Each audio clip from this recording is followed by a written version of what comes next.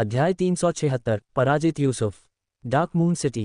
प्राचीन अखाड़े की उपस्थिति दर ने फिर से रिकॉर्ड तोड़ दिया। कई सीटें 2 लोगों के लिए साझा थीं। कई लोग तो दीवार पर बैठकर भी खेल देख रहे थे, सिर्फ इसलिए नहीं कि यह बैटल बॉल गेम जो शुरू होने वाला था पूरी तरह से मुफ्त था, बल्कि इसलिए भी कि यह गेम डार्क मून के भविष्य से जुड़ा था। प्रतियोगिता के 2 पक्ष थे, राजकुमारी रॉयल शिया की डार्क मून एलीट टीम और जोसेफ की रेड क्लॉक टीम। जो भी यह खेल जीतेगा उसे दूसरे पक्ष द्वारा नियंत्रित उद्योगों की एक श्रृंखला मिलेगी। इसका मतलब था कि अंतिम विजेता डार्क मून की आर्थिक स्थिति पर पूरी तरह से नियंत्रण रखेगा। वर्तमान में शाही रक्षकों और गैरिसन रक्षकों की युद्ध क्षमता में उल्लेखनीय सुधार हुआ था। सैन्य मामलों की कमान राजकुमारी रॉयल शिया के हाथों में थी। वह उस अर्थव्यवस्था का लगभग 60% से 70% नियंत्रण भी रखती थी जिसका प्रबंधन उन्होंने बड़ी मेहनत से किया था। क्लोक गैंग के अचानक दलबदल के कारण ही जोसेफ का अनुपात काफ़ी बढ़ गया था। दोनों पक्षों का अनुपात लगभग 6:4 था। चूंकि जोसेफ के चिप्स अभी भी अपर्याप्त थे, इसलिए उन्होंने वित्तीय अधिकारी के पद पर भी दांव लगाया। पिछले दिनों जोसेफ की दुर्दशा जग जाहिर थी। ऐसी अफवाहें थीं कि रेड स्पिरिट लॉर्ड का सबसे बड़ा बेटा भी रेड स्पिरिट एस्टेट में बुरी स्थिति में था। उसके पिता लॉर्ड जोश ने उसे दंडित किया था और वह उसकी कृपा से बाहर हो गया था। एक बार जब वह प्रतियोगिता जीत लेता है तो डार्क मून की वर्तमान आर्थिक शक्ति के साथ उसे फिर से उभरने में कोई समस्या नहीं होनी चाहिए। अगर वह रेड स्पिरिट छोड़ भी देता है तो भी वह अकेला खड़ा रह सकता है। दोनों पक्षों के लिए यह प्रतियोगिता जीतना अनिवार्य था। वीआईपी बेंच पर डार्क मून के लगभग सभी प्रमुख व्यक्ति आए। डार्क मून एलीट टीम की लीडर और कोच के रूप में Athena dark moon elite team की कोचिंग बेंच पर मौजूद थीं। एलिस और किया उनके साथ थीं, लेकिन बताया गया कि मानव शेरिफ चेन रूई की बीमारी फिर से शुरू हो गई थी, इसलिए वह नहीं आए और उनके घर में ही स्वास्थ्य लाभ के लिए रुके। दोनों पक्षों के खिलाड़ी मैदान में उतरे। मैदान का माहौल अचानक गर्मा गया। डार्क मून एलीट टीम के सदस्य गैरिसन गार्ड और इंपीरियल गार्ड टीमों में सर्वश्रेष्ठ थे। वे वर्तमान बैटल बॉल के सर्वोच्च स्तर की टीम का भी प्रतिनिधित्व करते थे। कई सेलिब्रिटी खिलाड़ी भी डार्क मून निवासियों के बीच जाने पहचाने थे जिन्हें बैटल बॉल पसंद थे। उनके आने पर प्रशंसकों के एक बड़े समूह ने तालियां बजाईं। रेड क्लोक टीम अनजान थी। हर खिलाड़ी अपने चेहरे पर एक मुखौटा पहने हुए था। ये बिल्कुल क्लोक गैंग की शैली थी। कहा जाता था कि यह एक ऐसी टीम थी जिसे जोसेफ के साथी अगुइले ने गुप्त रूप से प्रशिक्षित किया था। प्रशिक्षण भी गुप्त रूप से दिया जाता था। इसे पहले किसी ने नहीं देखा था। ये बहुत रहस्यमय लग रहा था। खेल से पहले दोनों पक्षों की शारीरिक शक्ति का कठोर परीक्षण किया गया। ये निर्धारित किया गया कि वे सभी मध्यवर्ती दानव के समान स्तर पर थे। रेफरी की सीटी के साथ ही खेल आधिकारिक रूप से शुरू हो गया। रेड क्लोक टीम का पहला मूव सेंटर लाइन से सर्विस करने के तुरंत बाद गोल की ओर निर्देशित शॉट था। यह एक खास गेम बॉल थी। ये शक्ति सोख लेती थी। इतना ही नहीं, अखाड़े के कोर्ट में गुरुत्वाकर्षण भी था। हालांकि इस किक की ताकत और सटीकता अद्भुत थी। बैटल बॉल किसी जादुई क्रिस्टल तोप के गोले की तरह निकली। ये तेजी से गिरती हुई एक वक्र रेखा खींचती हुई सीधे गोल की ओर जा रही थी। डार्क मून एलीट टीम का गोलकीपर हक्का बक्का रह गया। खुशकिस्मती से वह बहुत अनुभवी था, इसलिए उसने झपट्टा मारकर गेंद को गोल से बाहर जाने से रोक दिया। झटके से उसका हाथ सुन्न हो गया था। रेड क्लोक टीम के पहले प्रहार ने दर्शकों को हिलाकर रख दिया। डार्क मून एलीट टीम के सभी खिलाड़ी ज्ञानी और विशेषज्ञ थे। उन्होंने तुरंत अपना अहंकार त्याग दिया और पूरी तरह से खेल में लग गए। जोसेफ की आंखों में यकीन की चमक थी। ये वाकई अगुइले का गुप्त हथियार हैं। इस टीम की जो ताकत मैंने पहले देखी है, उसे देखते हुए ये लड़ाई असल में जीत ही है। डार्क मून एलीट टीम ने गेंद प्राप्त करने के बाद पलटवार किया। हालांकि प्रतिद्वंद्वी की रक्षात्मक क्षमता सामूहिक और व्यक्तिगत दोनों ही रूपों में असाधारण थी। मजबूत शरीर और सटीक टैकल ने डार्क मून एलीट टीम को हमेशा की तरह सहज और शानदार आक्रमण करने से रोक दिया। कुछ ही चालों में यह आक्रमण बाधित हुआ। रेड क्लोक टीम द्वारा गेंद छीनने के बाद उन्होंने तेजी से पलटवार किया। कुछ संक्षिप्त और प्रभावी पास के बाद वे डार्क मून एलीट टीम के अग्रिम क्षेत्र में पहुंच गए। मिडफील्ड के अग्रिम स्ट्राइकर ने अपने साथी से पास प्राप्त करते ही ऊंची छलांग लगाई और हेडर से गोल दागा।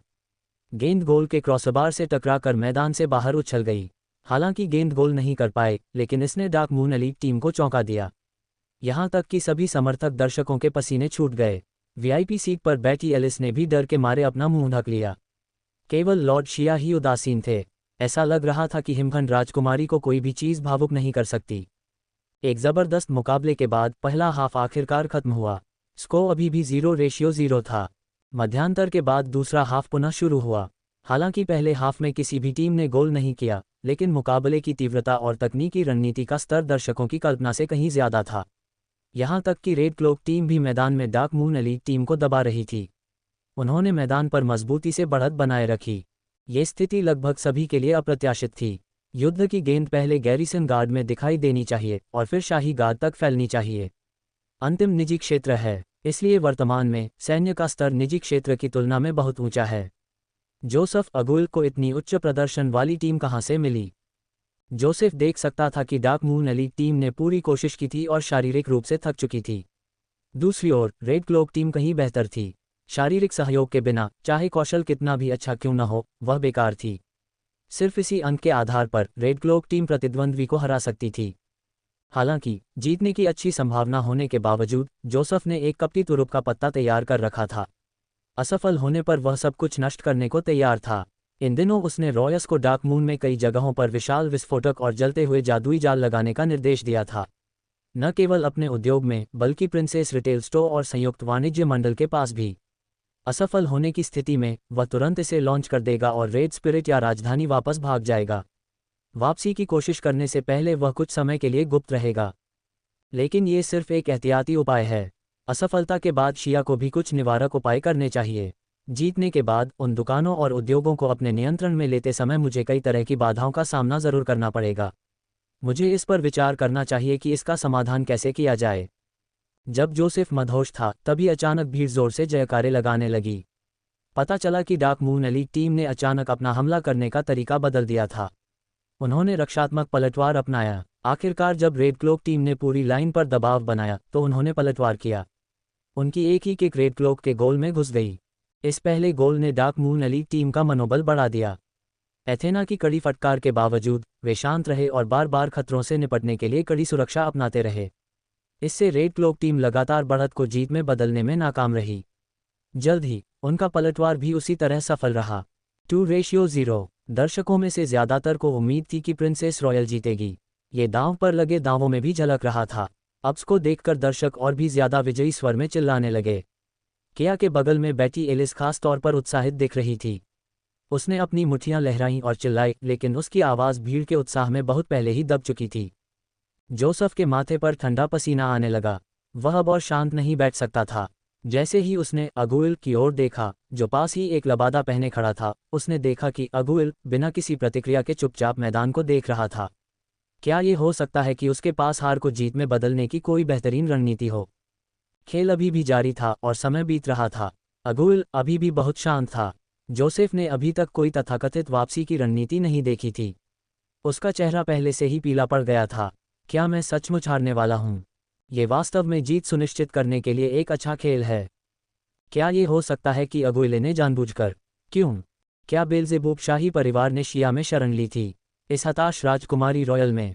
असंभव। जोसेफ की आंखों में ठंडी चमक टिमटिमा उठी, मानो वह असफलता का अंत नहीं देखना चाहता था। वह अचानक उठा और मुंह फेर लिया।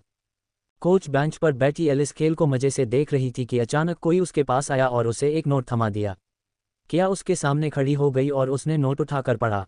एलिस को नोट थमाते हुए उसने थोड़ा सा मुंह बनाया और कुछ सोच में पड़ गई। जब एलिस ने नोट पढ़ा तो वह हैरान और कुछ हद तक खुश दिखी। उसने अनिच्छा से मैदान की ओर देखा। आखिरकार वह उठी और गलियारे की ओर चल पड़ी। एथेना का पूरा ध्यान खेल पर था, इसलिए उसने इस पर ध्यान नहीं दिया, लेकिन किया उसके पीछे पीछे चलती रही। एलिस किया को शोरगुल वाले अखाड़े से बाहर ले गई। वे पूर्वी ब्लॉक के खाली घर तक आए। ये तो अजीब है। क्या भाई चेन रूई ने नहीं कहा था कि मेरा यहीं इंतजार करो? एलिस ने मुंह बनाकर पूछा। फिर उसने नोट की तरफ देखा। ये यही है ना? किया, भाई कब वापस आए? किया ने सिर हिलाया और कुछ नहीं कहा। चेन रूई कुछ समय से बाहर है। माना जा रहा है कि वह जल्द ही वापस आ रहा है, लेकिन इस नोट में बाहर से लौटने की बात कहने के बजाय कुछ ज़रूरी बातें लिखी हैं। मुझे डर है कि कुछ गड़बड़ है। इसके अलावा अगर चेन रूई डार्क मून पर लौट भी जाता तो भी वह एलिस को पहले नहीं देख पाता। वह ऐसी जगह भी नहीं चुनता। लेकिन अब पगलियो और डेलिया दोनों डार्क मून में हैं।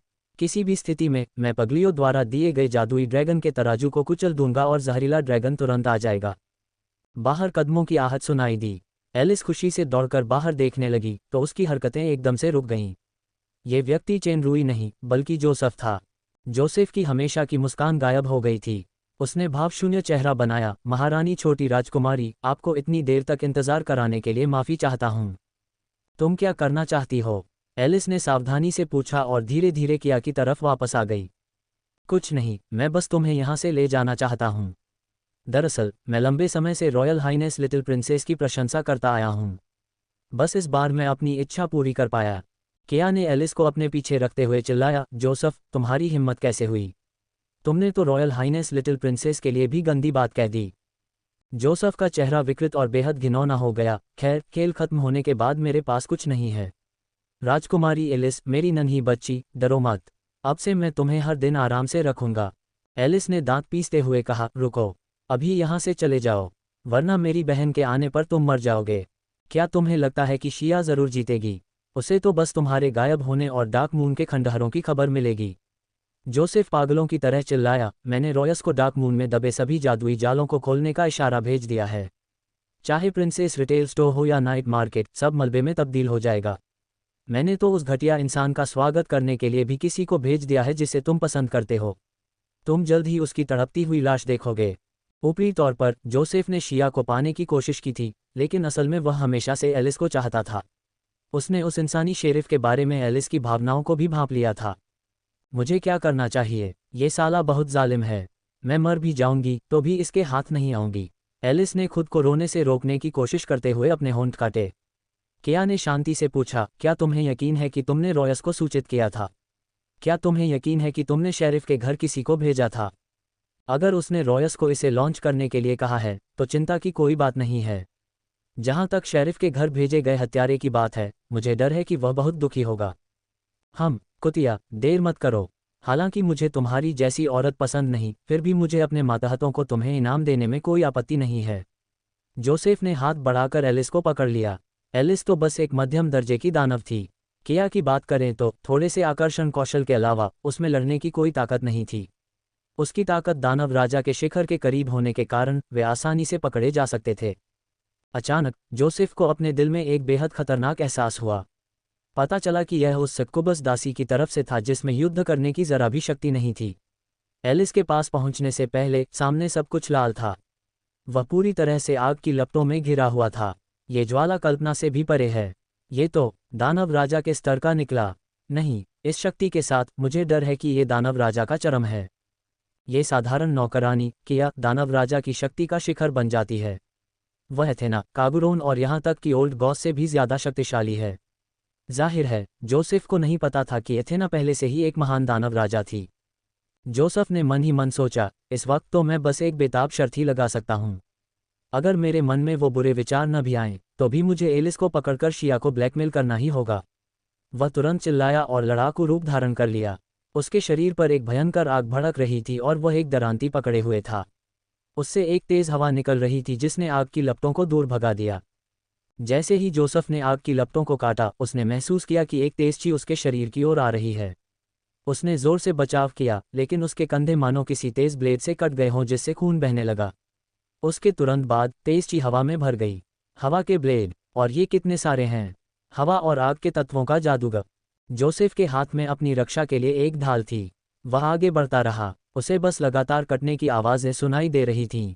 उसकी ढाल फट चुकी थी, लेकिन वह पहले ही किया की ओर दौड़ चुका था। एक जादूगर सबसे ज्यादा करीब आने से डरता है। अगर मुझे इसकी एक निश्चित कीमत चुकानी भी पड़े तो मुझे इस खतरनाक औरत को भी मारना होगा। हालांकि किया की जादू करने की गति उसकी कल्पना से कहीं आगे थी। उसके पास पहुंचने से पहले ही एक विशाल आग का गोला आगे बढ़ा। जोसेफ उसे टाल नहीं सका। जब उसने पूरी ताकत से वार किया तो उसकी दरांती एक तेज धार में बदल गई, जिसका उद्देश्य किया से आग के गोले को आधा काटना था। जब दरांती ने आग के गोले को छुआ तो आग का गोला अचानक अनगिनत बिजली के आर्कों में फट गया। जोसेफ का पूरा शरीर कांप उठा और उसकी हरकतें अकड़ गईं। जब आग का गोला फटा तो जोसेफ का शरीर, जिस पर पूरा प्रहार हुआ था, उस जोरदार झटके से पीछे की ओर झटका खा गया। वह उल्टा होकर दूर जमीन पर गिर पड़ा। इस बार वह बुरी तरह घायल हो गया था। इससे पहले कि वह उठ पाता, किया लगातार आग के गोले फिर से आ गए। लगातार विस्फोट की आवाज और कंपन में जोसेफ पूरी तरह से हार गया। वह जमीन पर गिर पड़ा, उसके पूरे शरीर पर घाव हो गए और वह अब उठ नहीं पा रहा था। हवा और आग का जादू, दोनों जादुई तत्व शुरू में असंगत हैं। इन्हें सफलतापूर्वक मिलाना लगभग नामुमकिन है। मेरे पिता जोश भी शायद ऐसा न कर पाएं, लेकिन किया इस नियम के विरुद्ध जाकर इसे आजमा सकती है। वैसे रॉयस को तो सिग्नल बहुत पहले ही मिल गया था। इसे लॉन्च क्यों नहीं किया गया? शायद वो मौत के कगार पर था। जोसेफ के मन में अचानक एक अभूतपूर्व स्पष्टता आ गई। एक ही पल में उसे बहुत कुछ समझ आ गया। क्या ऐसा हो सकता है कि रॉयस भी? पता चला कि ये शुरू से ही एक जाल था। मैं तो उत्सुकता से उसमें फंस भी गया। मैंने अपनी वापसी खुद ही तय कर ली। क्यों अगुइले? खैर, इस बार मैं सचमुच हार गया हूँ, पूरी तरह से। सदमे और निराशा के बीच जोसेफ की दृष्टि लगातार धुंधली होती गई। क्या यूसुफ ऐसे ही मर जाएगा? उसने तो अच्छी लड़ाई भी नहीं लड़ी। सामुदायिक लक्ष्य 2 प्राप्त करने के लिए ये रहे 2 अतिरिक्त अध्याय। समर्थन के लिए धन्यवाद। हालांकि जोसेफ की सांसें कमज़ोर होती जा रही थीं और वह मौत के कगार पर था, क्या बहुत अनुभवी थी और उसने अपनी सतर्कता बिल्कुल भी कम नहीं होने दी। फिर उसने राहत पाने से पहले सावधानी से एक संयमी जादू किया। किया, तुम बहुत कमाल हो। एलिस की नज़रें आश्चर्य से भर गईं। वह आगे बढ़ी और किया को गले लगा लिया। किसी ने मुझे उसकी छोटी राजकुमारी की चीख से रक्षा करने को कहा था। किया ने हल्की सी मुस्कुराहट के साथ पास ही नज़र घुमाई। किया की नज़र की दिशा में डेलिया की आकृति धीरे धीरे दूर जा रही थी। पता चला कि डेलिया एथेना के बगल में छिपी हुई थी।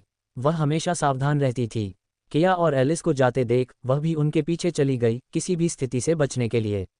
उसे एहसास हुआ कि ज़रूर कुछ गड़बड़ है। चूंकि किया के पास इसे खुद सुझाने की क्षमता थी, इसलिए स्वाभाविक रूप से उसने हस्तक्षेप नहीं किया। उसकी छोटी राजकुमारी एलिस अचानक लाल हो गई और उसका दिल गर्म हो गया। किया की ताकत वास्तव में जोसेफ से ज़्यादा बेहतर नहीं थी, लेकिन उपकरणों में उसका पूर्ण लाभ जोसेफ से बेहतर था, भले ही जोसेफ के पास जादुई उपकरणों की दुकान थी। सक्कुबस दासी की कलाई पर लाल धागे का कंगन चेन रुई द्वारा बनाया गया एक पौराणिक जादुई आभूषण था। ये सुंदरता के क्षण ही थे जो कभी डार्क शैडो साम्राज्य की मैकेनिक मास्टर प्रतियोगिता में प्रसिद्ध हुए थे। सभी तत्वों के जादुई आक्रमण में 42% की वृद्धि हुई और कास्टिंग गति में 35% की वृद्धि हुई। इसने आत्मा शक्ति पुनर्प्राप्ति की गति को भी तेज कर दिया और साथ ही एक ढाल रक्षात्मक जादू भी आया। यह उस समय की प्रतिस्पर्धा के कारण ही था कि लाल धागे वाले कंगन की शैली अब दानव क्षेत्र में लोकप्रिय हो रही थी, लेकिन कोई नहीं जानता था कि डार्क मून में छोटी नौकरानी की कलाई पर जो सेट था वह असली निकला। जहां तक हवा और आग के मिश्रित जादू की बात है, तो चेन रुई ने परी ड्रैगनजोला से यही सीखा था। किया ने उतार चढ़ाव देखे थे, इसलिए वह दुनिया के खतरों से वाकिफ थी। इसलिए उसने बहुत पहले ही मजबूत बनने का मन बना लिया था। कम से कम वह चेन रुई पर बोझ न बने, इसलिए उसने अकेले में कड़ी मेहनत की। आखिरकार उसने मिश्रित जादू के कुछ रहस्यों में महारत हासिल कर ली। अखाड़े में बैटल बॉल मैच आखिरकार खत्म हो गया। अंतिम स्कोर 3-1 तय हुआ।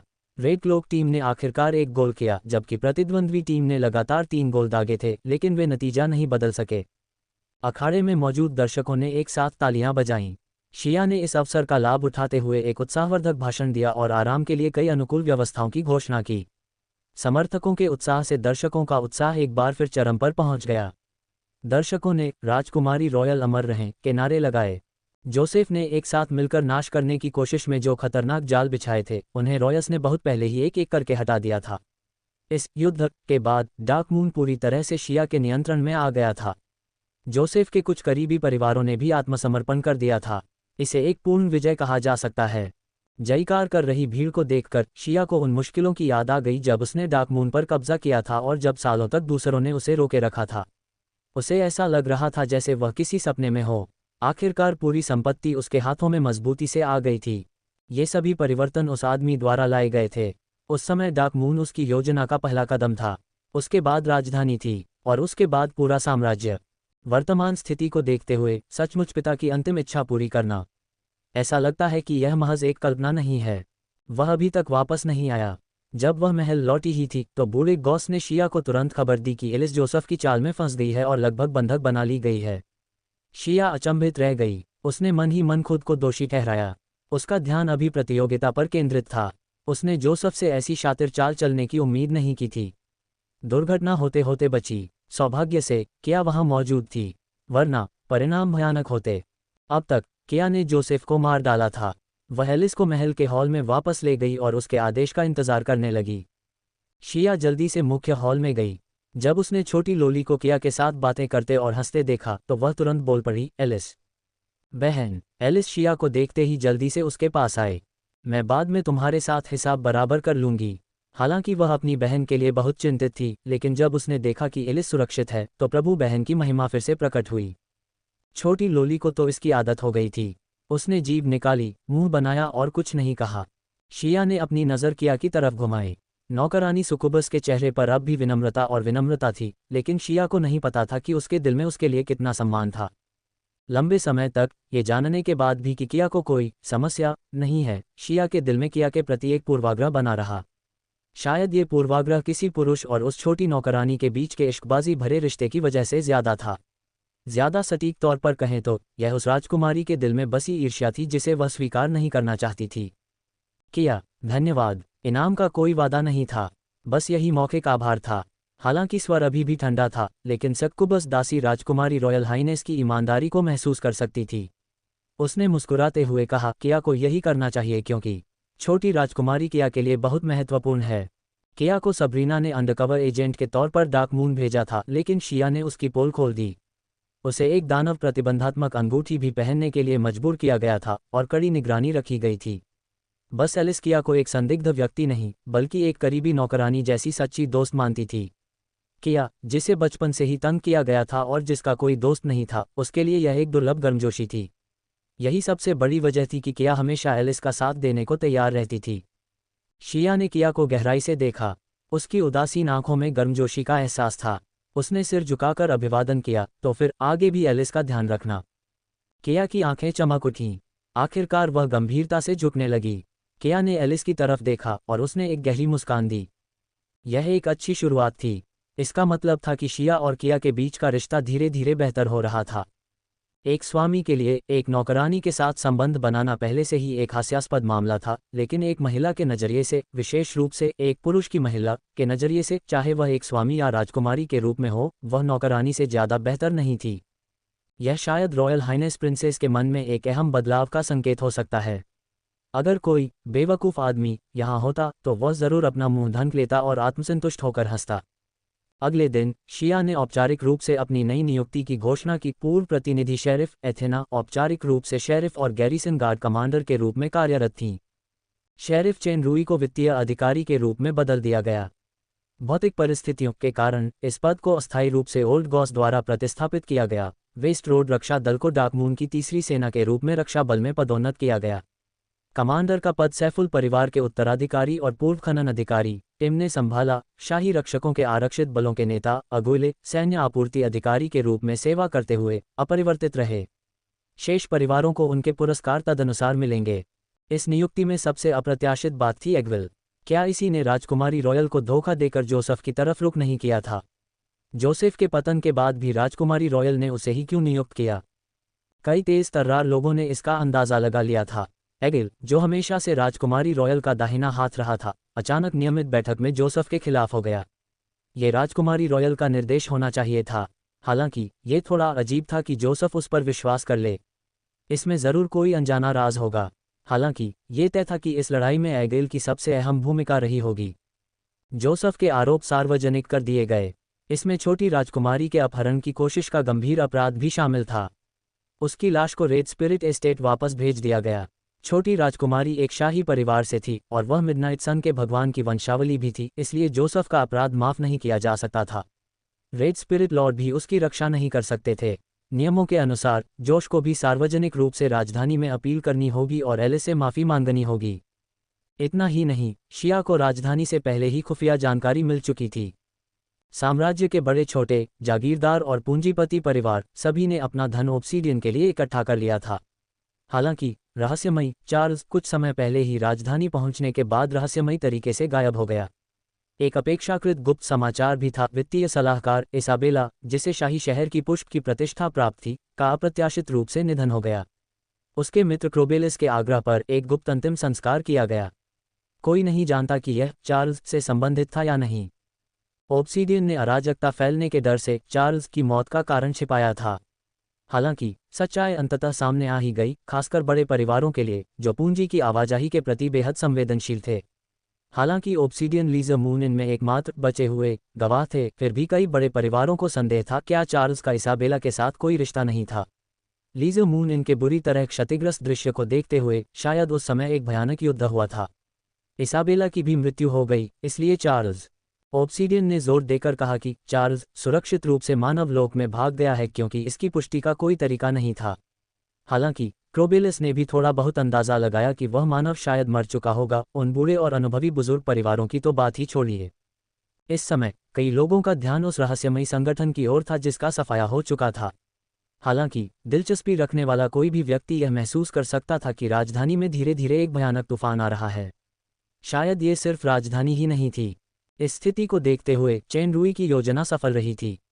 हालांकि मानव मूल योजना के अनुसार डार्क मून पर वापस नहीं लौटा और वह पौराणिक चार्ल्स की दानव सम्राट शक्ति को लेकर भ्रमित थी, शिया ने इस पर विस्तार से विचार नहीं किया। सबसे महत्वपूर्ण बात यह थी कि अगली योजना को चरणबद्ध तरीके से सावधानीपूर्वक शुरू किया जाए। कुछ समय के लिए राजधानी और अन्य जगहों पर अफवाहें फैल गईं। ये अफवाहें मुख्यतः ऑब्सीडियन के बारे में थीं कि कैसे रॉयल हाइनेस रीजेंट ने पोषण और प्रतियोगिता के नाम पर विभिन्न संपदाओं और परिवारों को ब्लैकमेल और धोखा देकर धन इकट्ठा करने के लिए हर संभव प्रयास किया। अफवाहों ने राजधानी के लोगों को और भी उलझन में डाल दिया था। कुछ परिवारों और संपदाओं ने धन उगाहने के तरीकों पर सवाल उठाने शुरू कर दिए थे। ऑब्सीडियन इस पर बहुत क्रोधित हुआ, लेकिन पहला संदेह डार्क मून एस्टेट पर नहीं, बल्कि हाल ही में दबाव डाला जा रहा ब्लडफॉल संगठन पर था। ऑब्सीडियन के हिंसक और बलशाली कठोर तरीकों की श्रृंखला के तहत ब्लडफॉल को हर जगह भारी नुकसान हुआ और भारी क्षति हुई। इस जांच के परिणामों ने ऑब्सीडियन को भी मन ही मन चिंतित कर दिया।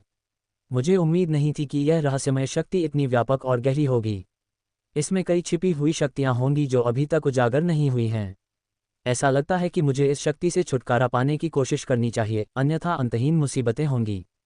दिन प्रतिदिन जैसे जैसे फॉलेन एंजल साम्राज्य में स्थिति अप्रत्याशित रूप से बदल रही थी, चेन रुई इस सब के आरंभकर्ता रेनबो वैली में अपने सहायक करियर को जारी रख रहे थे। पिछली बार फॉलन एंजल कैपिटल से लौटने के बाद से सर असिस्टेंट सर के साथ व्यवहार काफ़ी बुरा लग रहा था। प्रयोग के विषय का समय और तीव्रता काफ़ी बढ़ गई थी। कुछ अकादमिक चर्चाओं को छोड़कर सुश्री फेरी ड्रैगन सामान्य दिनों में भी उनके साथ रुकी रहती थीं। ऐसा लग रहा था जैसे उन्होंने कोई ऐसा बुरा काम कर दिया हो जो पूरी तरह से विवेकहीन और जानवरों से भी कमतर हो। सुश्री परी ड्रैगन के दिल में ये बेस्वाद कमीना जिसने मेरी भावनाओं को बर्बाद किया और दूसरी औरतों के लिए कपड़े भी खरीदे, सचमुच एक जानवर है। नहीं, जानवर जितना भी अच्छा नहीं। चार्ल्स अब मृत से भी बदतर था। जोला की नाराजगी को लेकर चेन रुई थोड़ा उलझन में था। पिछली बार राजधानी में जोला बहुत खुश थी, इसलिए उसे समझ नहीं आ रहा था कि उसने इस महिला को कैसे नाराज कर दिया कि आखिरकार वह उसे बिजली से बेहोश करके वापस ले आए। दरअसल रेनबो वैली के जादुई घेरे और स्टार गेट से उसकी अच्छी तरह वाकिफ होने के कारण उसका बच निकलना मुश्किल नहीं था, लेकिन परी ड्रैगन ने उस पर कुछ ऐसा कर दिया था जिससे वह उसकी लोकेशन ट्रैक कर सकती थी। वह सच्चा छलावरण और सच्ची सांस रोकने जैसे हुनर भी देख सकती थी। अगर वह डार्क मून की तरफ भाग गया और परी ड्रैगन ने जहरीले ड्रैगन को देख लिया तो नतीजे बहुत बुरे होंगे। इसलिए उसे इस मुसीबत से पूरी तरह बचने की कोशिश करनी चाहिए। जोसेफ का काम शायद अब पूरा हो गया है। शिया आगे के चरणों को मूल योजना के अनुसार लागू कर सकती है।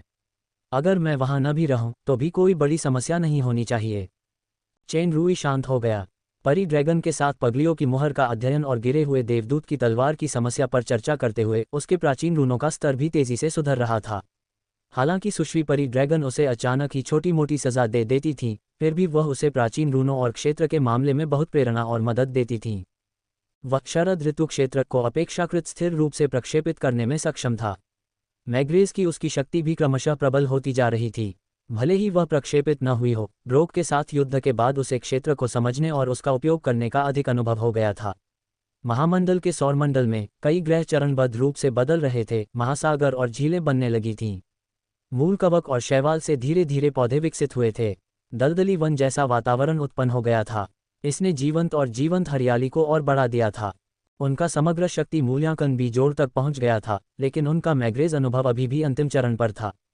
ये जानने के बाद कि जोला का क्षेत्र विभिन्न तत्वों को स्वतंत्र रूप से परिवर्तित कर सकता है, जो कई क्षेत्रों के बराबर है, चेन रुई का मन बदल गया और एक नया विचार मन में आया। पिछली बार उन्होंने इसाबेला को ठीक करने और मजबूत करने के लिए शरद ऋतु क्षेत्र में निर्वाण का संयोजन किया था। क्या इस बफ को अलग करके एक नए प्रकार का क्षेत्र बनाना संभव है जो मुझे या मेरे सहयोगियों को ठीक कर सके और मजबूत कर सके?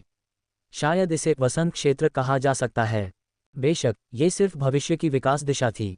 अपनी वर्तमान शक्ति के साथ बेहतर यही था कि वह पहले शरद ऋतु क्षेत्र के रहस्य को पूरी तरह समझ ले ताकि मैग्रेस की अड़चन को तोड़ा जा सके। दिन ब दिन समय बीतता गया। पलक झपकते ही 2 महीने बीत गए। जोला का मूड काफ़ी सुधर गया था। कभी कभी वह उसके लिए कुछ अनोखा भी बनाती थी, लेकिन उसका स्वाद कुछ खास अच्छा नहीं होता था। शायद ये किसी और तरह का प्रयोग था। हालांकि रेनबो वैली में उसने बहुत कुछ हासिल किया था। चेन रूई को एथेना और किया की बहुत याद आती थी। वह कुछ बातों को लेकर भी चिंतित था। क्या शिया पूरी तरह से डार्क मून के नियंत्रण में है? ऑब्सीडियन ने ब्लडफॉल पर किस हद तक लगाम कसी है? उसने अफवाहों का सामना कैसे किया? क्या एल्डास ने राजधानी की पोषणीय प्रतियोगिता में भाग लिया था? वह फिर से इंद्रधनुष घाटी में वापस आ सकता था, लेकिन उसे डार्क मून पर वापस लौटना होगा। लंबे प्रयोगों और तैयारियों के बाद चेन रूई ने आखिरकार अपनी भागने की योजना शुरू की। चूंकि निर्धारित तारा बिंदु 1 महीने में अमान्य हो जाएगा, इसलिए वह सीधे जादू के घेरे को तोड़कर ही बच सकता था। सावधानी के लिए वह पहली बार पानी की जांच कर रहा था। उसका इरादा जोला द्वारा उसके शरीर पर पड़े एक खास निशान का पता लगाना था। एक बार उसके मन में चल रही अटकलें पुख्ता हो गईं, तो उसे तुरंत हटाया जा सकता था।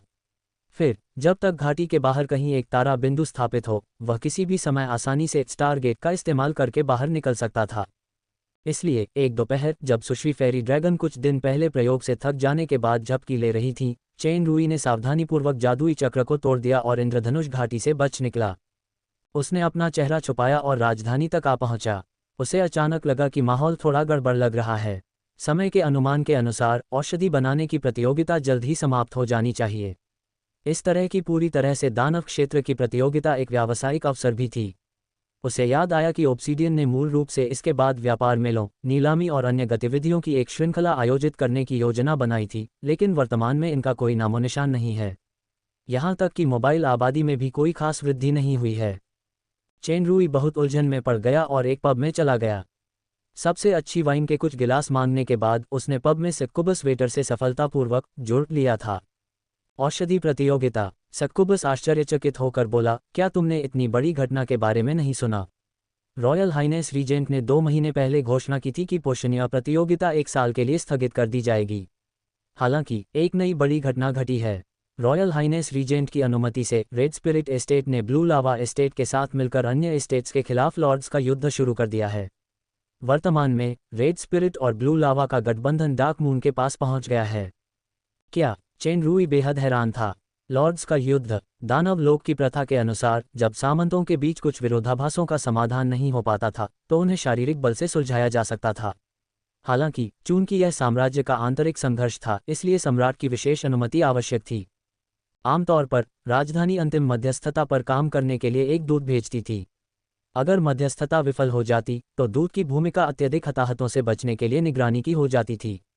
आमतौर पर अगर एक पक्ष जीत भी जाता, तो वह हारने वाले पक्ष के स्वामी को नहीं मार सकता था। हारने वाले स्वामी को अंतिम निर्णय के लिए राजधानी को सौंप दिया जाता था। हारने वाला पक्ष मुआवजे के लिए जमीन दे सकता था या उसे जेल भी हो सकती थी। रेड स्पिरिट एस्टेट द्वारा लॉर्ड्स के बीच युद्ध शुरू करने का कारण ये था कि डार्क मून लॉर्ड शिया ने जोसेफ को मारने की साजिश रची थी, जो कि डार्क मून का वित्तीय अधिकारी था, ताकि वह रेड स्पिरिट लॉर्ड के सबसे बड़े बेटे और एस्टेट के वारिस जोसेफ के उद्योगों को जब्त कर सके। अकेले इस कारण से यह वास्तव में लॉर्ड्स युद्ध शुरू करने की स्थिति बन सकती है। हालांकि ये तो तथ्यों को उलट-पुलट कर देने जैसा था। सबसे पहले जोसेफ की हत्या का कारण तथ्यों को तोड़ मरोड़ना था। जोसेफ ने खुद एक नियमित बैठक में एक शर्त रखने की पहल की थी। डार्क मून के अधिकारी और परिवार के प्रतिनिधि इसकी गवाही दे सकते थे। बीच में चाहे कितनी भी रणनीतिक लड़ाइयां क्यों न हुई हों, दानव क्षेत्र का नियम यही था कि विजेता हारने वाले पर हावी होता था। अंत में जोसेफ की रेड क्लोक टीम ही हार गई थी। ये सभी उद्योगों और वित्तीय अधिकारी के पद को खोने के बराबर था। इसके अलावा जोसेफ की मौत का कारण छोटी राजकुमारी एलिस का अपहरण करने की उसकी कोशिश थी, इसलिए किया ने उसे मार डाला। यह उसकी अपनी जिम्मेदारी थी। नियमों के मुताबिक जोश को शिया से माफ़ी मांगनी चाहिए। इसके अलावा जोसेफ की पहचान रेड स्पिरिट एस्टेट के उत्तराधिकारी की बिल्कुल भी नहीं थी। यह उपाधि तो बस मृतकों के लिए सौदेबाजी का एक जरिया और युद्ध छेड़ने का एक बहाना था। रीजेंट ऑब्सीडियन ने डार्क मून के विरोध को पूरी तरह से नज़रअंदाज कर दिया और सीधे जोश के अनुरोध को मंजूरी दे दी। खलनायक की साजिश साफ दिखाई दे रही थी। यहाँ तक कि कई लोग अंदाज़ा लगा सकते थे कि इस युद्ध का निर्देशन ऑब्सीडियन ने ही किया था। डार्क मून एस्टेट पूरी तरह से राजकुमारी रॉयल शिया के नियंत्रण में आ गया था। इसका आर्थिक और सैन्य विकास तेजी से हुआ था। ऑब्सीडियन के अपने मूर्खतापूर्ण फैसले के साथ शिया पर धन उगाहने का कोई असर नहीं पड़ा था। इसलिए वह लंबे समय से ऑब्सीडियन के लिए कांटा बनी हुई थी। जब डार्क मून अभी भी स्थिरीकरण के शुरुआती चरण में था, तो वह इस अवसर का उपयोग डार्क मून की व्यवहार्य शक्ति को नष्ट करने और इस संभावित खतरनाक कली को उसके प्रारंभिक चरण में ही नष्ट करने के लिए करेगा। जब तक रेड स्पिरिट और ब्लू लावा जीतते रहेंगे, भले ही वे शाही परिवार के वंशज शिया और उसकी बहन को न मारें, फिर भी फलता फूलता डार्क मून युद्ध की आग में लुटा हुआ एक खोखला खोल जरूर बन जाएगा। इसके अलावा ओब्सीडियन शिया को कभी जाने नहीं देगा। उसे आजीवन कारावास भी हो सकता है या फिर गुप्त रूप से मार भी दिया जा सकता है। अगर वह शिया को न भी मारे और उसे अभी भी एक सरदार की उपाधि दे दे तो भी सारी असली सत्ता छिन जाएगी। वह एक कठपुतली बन जाएगी। ये कदम वास्तव में भयावह और क्रूर था। हालांकि जोसेफ की मौत का विवरण स्पष्ट नहीं था, चेन रूई ने अनुमान लगाया था कि ओब्सीडियन डार्क मून को हराने के लिए लाल आत्मा और नीले लावा का इस्तेमाल करने के संभावित खतरे के अलावा जनता का ध्यान भटकाने के लिए युद्ध का इस्तेमाल करने का भी इरादा रखता था। वह डार्क मून के भारी घाटे की तत्काल जरूरत को पूरा करने के लिए उसकी संपत्ति लूटना भी चाहता था। हालांकि डार्क मून की सैन्य और युद्ध क्षमताएं काफ़ी बेहतर हो गई थीं, फिर भी बाकी दो संपदाओं की तुलना में यह एक कमज़ोर पहलू था। शुरुआत में चेन रूई को उम्मीद थी कि प्रमुख संपदाओं की उपेक्षा करने और यहां तक कि राजधानी से सीधे भिड़ने की हद तक सैन्य शक्ति बढ़ाने में लगभग 3 साल लगेंगे, लेकिन यह अचानक युद्ध उसकी उम्मीदों से कहीं ज्यादा था।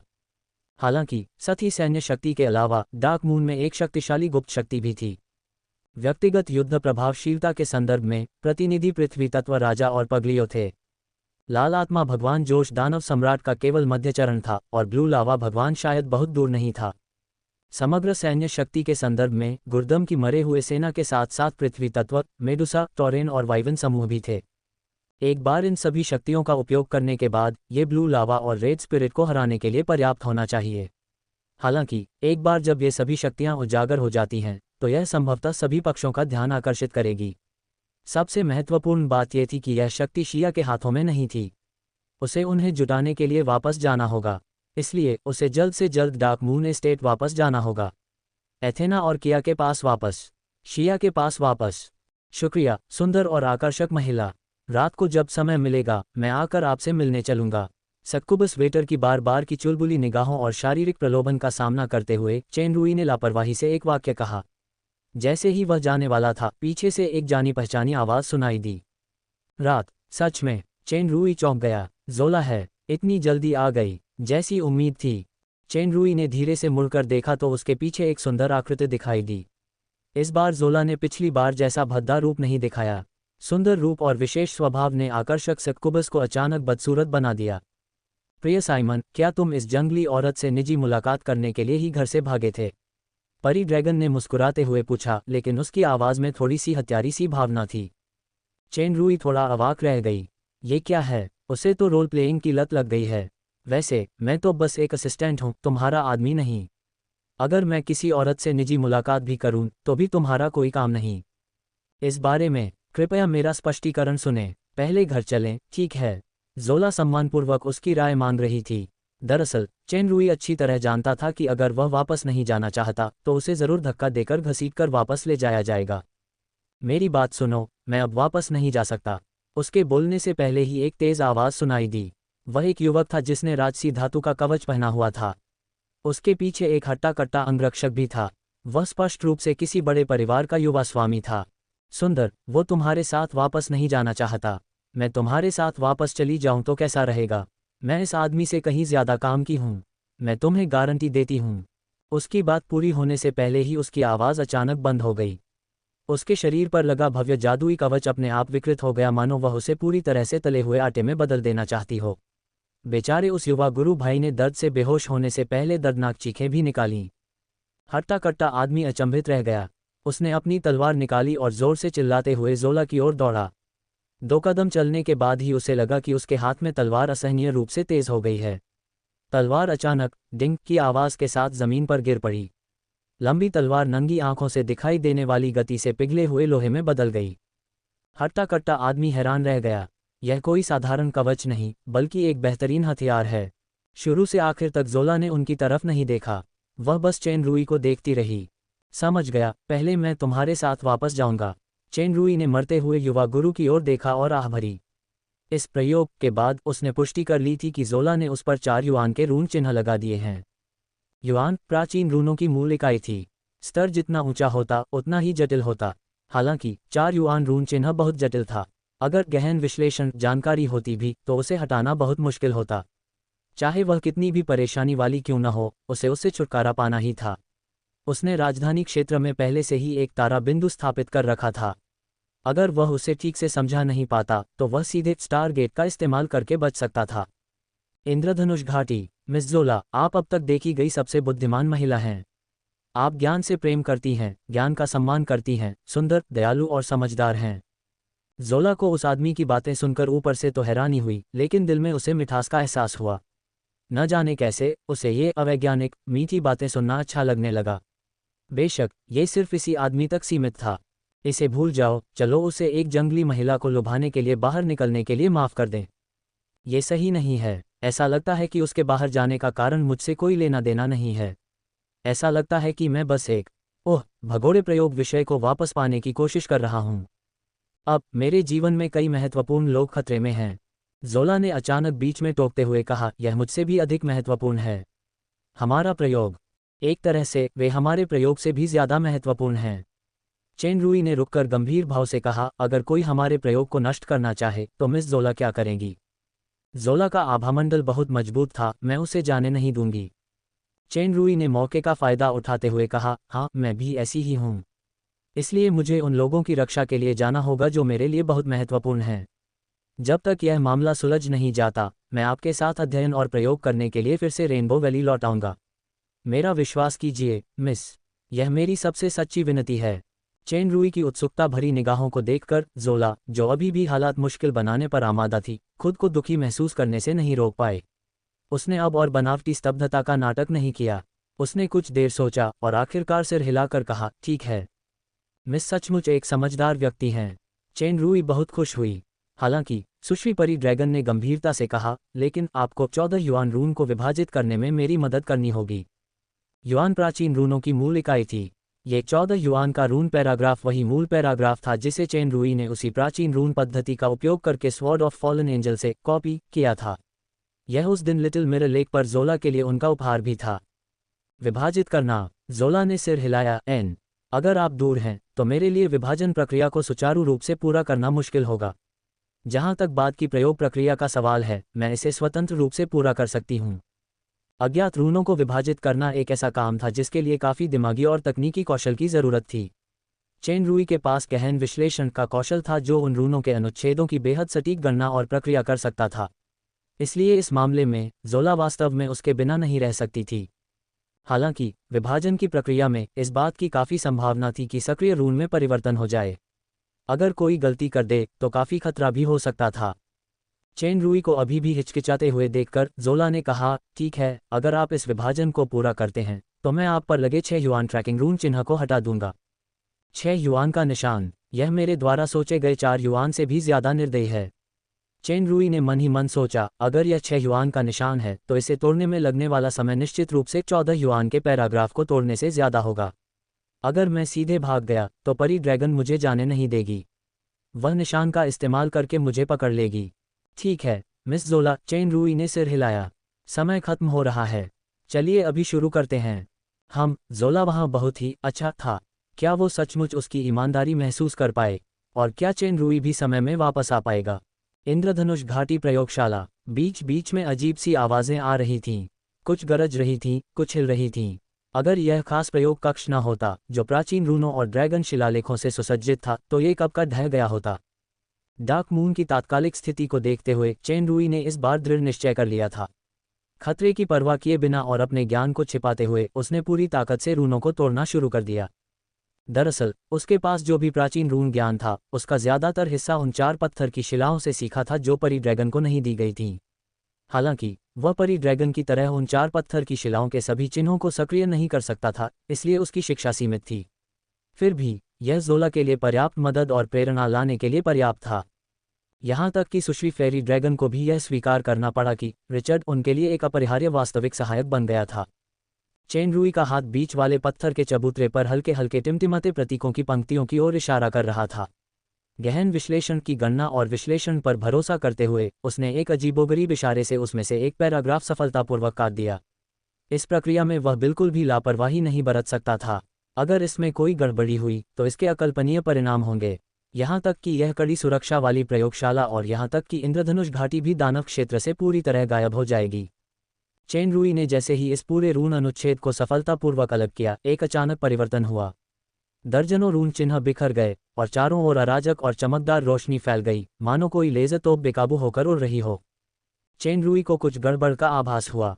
उसने तुरंत सुरक्षा कवच सक्रिय कर दिया, लेकिन प्रकाश की विनाशकारी शक्ति इतनी प्रबल थी कि सुरक्षा कवच तुरंत ढह गया। ज़ोला स्वयं भी वहां मौजूद थी। उसके हाथ के एक झटके से उन दोनों के चारों ओर अचानक कई विशाल पारदर्शी प्रिज्म प्रकट हो गए। जब प्रचंड प्रकाश प्रिज्म से टकराया तो उसका कुछ भाग परावर्तित हुआ और कुछ अपवर्तित। हालांकि प्रिज्म की संरचना गहरी और असामान्य थी। अपवर्तित प्रकाश का कुछ भाग क्षीण हो गया था, जबकि कुछ विशेषताएं बदल गई थीं। हालांकि प्रवेश कोण इतना अधिक था कि प्रिज्म के पीछे खड़े दोनों व्यक्तियों को छूना असंभव हो गया था। ज़ोला का जादू कौशल सचमुच अद्भुत है। हालांकि प्रकाश की भेदन शक्ति इतनी अद्भुत थी कि प्रिज्म धीरे धीरे टूट गया। सौभाग्य से लेज़र तोप को कुछ देर तक छोड़े जाने के बाद ये धीरे धीरे कमज़ोर होती गई और अंततः प्रिज्म के ढहने से पहले ही रुक गई। ये पत्थर के चबूतरे पर वापस उड़ गई और फिर धुंधली चमकती हुई पाठ्य सामग्री में बदल गई, जिससे पहले से अलग नीली रोशनी निकल रही थी। यह इतना शांत और सुंदर था मानो कोई खतरा ही न हो। चेन रुई ने अपना पसीना पोंछा और कहा, इस पाठ पैराग्राफ का मुख्य शब्द विनाशकारी किरणें होना चाहिए। ज़ोला ने आगे कहा, भेदन और अविनाशिता को भी जोड़ा जाना चाहिए। उसने जल्दी से उन्हें जादुई लॉग में दर्ज कर लिया। ये तो बस शुरुआती परिभाषाएं थीं। इस रून की शक्ति को पूरी तरह से समझने और उसमें महारत हासिल करने के लिए उसे प्रयोग जारी रखने की ज़रूरत थी। चेन रुई ने उसकी रिकॉर्डिंग खत्म होने का इंतजार किया और उसने एक गहरी सांस ली। तो चलो जारी रखते हैं। ज़ोला एक पल के लिए झिझकी, फिर उसने उसके चेहरे पर थकान भरी नज़र डाली। तुम्हें थोड़ी देर आराम करने की ज़रूरत नहीं है। तुमने इन 2 दिनों में मुश्किल से ही छुट्टी ली है। चेन रुई ने आखिरी 3 पंक्तियों को देखा जो नीली नहीं हुई थीं, और उसने अपना सिर हिलाया। कोई ज़रूरत नहीं है। ज़ोला ने अपना चश्मा पकड़े रखा और अपने होंठ हल्के से काटे। उसने अचानक हवा में एक अद्भुत रेखा खींची। चेन रुई को लगा कि उसके शरीर में भी कुछ धड़क रहा है, और फिर वह धीरे धीरे धीमी पड़ गई। अभी शरीर पर मौजूद निशानों को मिटाना मुश्किल है और इसमें बहुत समय बर्बाद होगा, लेकिन अब मैं उल्टी गिनती की स्थिति में हूँ। ये अपने आप कमज़ोर हो जाएंगे और समय के साथ गायब हो जाएंगे। चेन रुई की आंखें चमक उठीं। क्या मैंने गलत सुना? क्या अभी अभी यह कोई भ्रम है? इस तरह बेवजह की परेशानियों की चिंता करने की कोई ज़रूरत नहीं है। सुश्री फेरी ड्रैगन की ईमानदारी के साथ ये पूरी तरह से पलटवार है। नहीं, उनकी अंतरात्मा उन्हें डंक मार रही है। मूलतः उन्होंने मिस फेक डेज के अनंत अंतिम समय के लिए तैयारी की थी, लेकिन ऐसा लग रहा था कि अब यह अनावश्यक था। दरअसल चेन रुई इसे महसूस कर सकता था। किसी समय एक प्रयोगकर्ता और सहायक के रूप में उसके साथ किए जाने वाले व्यवहार में कुछ सूक्ष्म परिवर्तन हुए थे। यह उस समय से मौलिक रूप से भिन्न लग रहा था जब वह पहली बार इंद्रधनुष घाटी में आया था। यहाँ तक कि जब पिछली बार राजधानी से लौटने पर परी ड्रैगन उससे नाराज हुआ था, तब भी यह भावना और प्रबल हो गई थी। मिस ज़ोला, आप वास्तव में एक अच्छी और विचारशील महिला हैं। चेन रुई ने पहली बार ईमानदारी से उनकी प्रशंसा की। क्या? ज़ोला ने चकित होकर पूछा। तो फिर चलो आगे बढ़ते हैं। ये प्रतिक्रिया मुझे काल्पनिक भय से घबराहट महसूस कराती है। छोड़ो इसे, चलो स्थितियों को जटिल न बनाएं। ओह क्या मेरी ज़्यादा तारीफ करने के लिए तुम्हें अपनी जान देनी पड़ेगी? कुछ घंटे बाद मिस ज़ोला, अंतिम पैराग्राफ एक उच्च श्रेणी की चेन रून प्रतीत होती है। असल में ज़ोला रिकॉर्डिंग और विश्लेषण कर रही थी। उसकी बात सुनकर वह चौंक गई और उसने गौर से देखा। वह हैरान लग रही थी। ये वाकई एक उच्च श्रेणी का चेन रून है। सिर्फ 16 युआन से ऊपर के रून पैराग्राफ में ही उच्च श्रेणी की चेन विशेषताएं होती हैं, तो ये पैराग्राफ हमारी मूल रूप से निर्धारित 14 युआन की श्रेणी को पार कर गया है। कम से कम 16 युआन, इसलिए खतरे का स्तर काफ़ी अधिक होना चाहिए। चेन रुई एक पल के लिए हिचकिचाया। तो क्या आप अभी भी इसे निकालना चाहते हैं? बिल्कुल, चिंता मत करो। ज़ोला ने लगभग उसकी छाती थपथपाए और अपनी गारंटी देते हुए कहा, मैं तुम्हारे बगल में खड़ी हूँ। अगर कोई खतरा हुआ तो मैं तुम्हारी रक्षा ज़रूर करूँगी। इसे पूरा करने के बाद मैं डार्क मून पर वापस जा सकता हूँ। चेन रुई थोड़ा हिचकिचाया और आखिरकार उसने एक फैसला लिया। बार बार तोड़ने के बाद यह उच्च श्रेणी का चेन रून पैराग्राफ आखिरकार निकाला गया। एक पल में चेन रुई को अपनी रूह कांपती हुई महसूस हुई। एक गहरी और विशाल सांस उसके चेहरे पर आए। एक पल में चेन रुई खुद को धूल के समान छोटा महसूस करने लगा। अपनी वर्तमान शक्ति के साथ उसे किसी दानव अधिपति का सामना करते हुए भी इतनी हीन भावना नहीं हुई। ज़ोला की आंखें उत्साह से भरी थीं। उसने झट से लिखा, इसमें अर्धदेव स्तर के क्षेत्र की सांसों का अंश होना चाहिए। चेन रुई ने उसकी बात सुनी तो हैरान रह गया। अर्धदेव क्षेत्र की सांसों का एक अंश? इतना शक्तिशाली? ये तो बस एक नकल किया हुआ रून है, फॉलन एंजल की तलवार पर लगी असली मुहर नहीं। तो क्या फॉलन एंजल की तलवार वास्तव में एक अर्धदेव शक्ति द्वारा सील की गई है? यदि मैं वास्तव में प्राचीन रूनों के रहस्य में निपुणता प्राप्त कर लूँ या उन्हें समझ लूँ, तो क्या मुझे अर्धदेव स्तर के क्षेत्र या यहाँ तक कि दानव अधिपति स्तर से ऊपर के देव स्तर की झलक मिल सकती है? चेन रुई को लगा कि उसने एक वर्जित क्षेत्र को छू लिया है। बेशक एक खास नज़रिए से विज्ञान मूल रूप से वर्जित क्षेत्र की खोज थी। शायद भविष्य में शिखर से आगे जाने का यही रास्ता है। इस चेन पैराग्राफ का स्तर निश्चित रूप से 16 युआन से ज़्यादा है। इसका मूल्य 20 युआन रून होना चाहिए। ज़ोला की आंखें चमक उठी जब उसने शक्ति महसूस की। 20 युआन रून, यह कोई साधारण खतरा नहीं है। चेन रुई अचंभित रह गई। मिस ज़ोला, अब रुकें। नहीं, ये तो बस क्षेत्रीय शक्ति का एक अंश है। मैं यहाँ हूँ। कोई बात नहीं। ज़ोला ने तारों की तरह घूमते और लहराते हुए कई चिन्हों पर नज़र डाली। मैं भी अब नहीं रुक सकता। जैसे ही उसने बोलना समाप्त किया, आकाश में चारों ओर बैंगनी रंग की बिजली चमक उठी। ज़ोला पहले से ही तैयार थी। उसके बगल में एक अर्धवृत्ताकार विद्युत ग्रिड दिखाई दिया। डॉट डॉट उसकी और चेन रुई की रक्षा करते हुए एक के बाद एक बैंगनी बिजली पावर ग्रिड से टकराए। पावर ग्रिड लगातार लहरा रहा था और बिजली की शक्ति को अवशोषित और आत्मसात करते हुए विकृत हो रहा था। चूंकि बिजली की शक्ति बहुत अधिक थी, इसलिए ग्रिड अवशोषण की गति थोड़ी कमज़ोर थी। किसी भी समय फटने का खतरा था। ज़ोला ने अपना कलम पकड़े हुए हाथ हिलाया और एक नीली रोशनी ग्रिड में विलीन हो गई। ग्रिड की अवशोषण क्षमता को बढ़ाने के लिए जल तत्व की शक्ति जोड़ी गई। अंततः ये स्थिर हो गया। चेन रुई को अपने सिर पर सुन्नपन महसूस हुआ। यह आम प्रयोग से अलग है। अगर मुझ पर यह बिजली गिरे तो मैं सचमुच कोकीन की एक गेंद बन जाऊंगा, भले ही मेरा शरीर कितना भी खास क्यों न हो। ज़ोला ने पावर ग्रिड को स्थिर करने के बाद रिकॉर्ड करना शुरू किया। विनाशकारी बिजली, निरंतर आवृत्ति के साथ 18 युआन की प्रारंभिक अनुमानित शक्ति। प्रचंड बिजली धीरे धीरे एकाग्र हो गई। उसके बाद कई खतरे सामने आए। ज़ोला भी लगभग गलती करने ही वाला था। चेन रुई बार बार पसीने से तरबतर हो गया। ये सचमुच मौत का खेल था जिसने उसकी धड़कनें बिगाड़ दीं। ज़ोला दरअसल थोड़ी घबराई हुई थी, लेकिन चेन रुई की चिंता भरी नज़र देखकर वह थोड़ी शांत हुई। उसने कहा, तुम इतनी चिंता क्यों कर रही हो? मैंने कहा था कि मैं तुम्हारी सुरक्षा का ध्यान रखूंगी। तुम कलम थाम लो और अब मुझे रिकॉर्ड करने में मदद करो। जैसे ही उसने बोलना समाप्त किया, अचानक एक असामान्य परिवर्तन हुआ। पूरी प्रयोगशाला एक अजीब जगह बन गई। आसपास की जगह में लहरें और विकृतियां दिखाई देने लगीं। ज़ोला द्वारा पहले से उन दोनों लोगों के चारों ओर लगाए गए सुरक्षा कवच धीरे धीरे कम होने लगे और अंततः गायब हो गए। ज़ोला के चेहरे के भाव अचानक बदल गए। उसने अचानक कहा, 20 युआन के स्तर का तत्व निगलना? अरे नहीं, इसमें आत्मा शक्ति का संयम भी है। एक पल में चेन रुई को लगा कि उसने महाशक्ति से संपर्क खो दिया है। ऐसा नहीं था कि महाशक्ति विफल हो गई थी, बल्कि उसकी अपनी आत्मिक शक्ति एक अजीब नियम से बाधित हो गई थी। यहाँ तक कि उसके मन से भी संपर्क अवरुद्ध हो गया था। वह महाशक्ति से जुड़ नहीं पा रहा था। उसके पास बस सबसे बुनियादी भौतिक शक्ति ही बची थी। परी ड्रैगन एक स्वाभाविक जादूगरनी थी, लेकिन उसकी शारीरिक शक्ति बहुत कमज़ोर थी। तत्व निगलना और आत्मिक शक्ति पर नियंत्रण जादू निषिद्ध क्षेत्र के बराबर था। ये परी ड्रैगन के सबसे शक्तिशाली हथियार को पूरी तरह से छीन लेने के समान था। इसके तुरंत बाद अंतरिक्ष में विकृति बढ़ने लगी। यहाँ तक कि पतन और अव्यवस्थित दोष भी दिखाई देने लगे। चेन रुई ने बिना किसी हिचकिचाहट के ज़ोला को गले लगा लिया और उसके बगल में कोई दोष नहीं होने दिया। ज़ोला को बस एक तेज़ मर्दाना सांस अपने चेहरे की ओर दौड़ती हुई महसूस हुई। जब उसने प्रतिक्रिया की तो उसका शरीर पहले ही ऊपर उठ चुका था और हवा में उठ चुका था। जब मैं होश में हूं तो तुमने मुझे गले लगाने की हिम्मत कैसे की? वैसे ऐसा लगता है कि पिछली बार जब मुझे गले लगाया गया था, तब मैंने भी बेहोश होने का नाटक किया था। चेन रुई कई बार ऊपर नीचे हुआ और आखिरकार वह खतरे से बच गया। ज़ोला उसकी बाहों से नीचे उतरकर उसे डांटने ही वाली थी कि अचानक उसकी नज़र उसके कंधे पर पड़ गई। खून का एक धब्बा फैल रहा था। अभी जो दरार वाला इलाका था वह भयानक जगह चीरने वाली शक्ति से भरा हुआ था। अगर यह आदमी मुझे ले न जाए तो मुझे डर है कि मैं टुकड़ों में कट जाऊंगा। वह घायल भी हो गया है। ज़ोला को लगा जैसे उसका दिल अचानक नरम पड़ गया हो। लगता है इस आदमी का आलिंगन काफ़ी गर्म है। मुझे पिछली बार यह एहसास क्यों नहीं हुआ?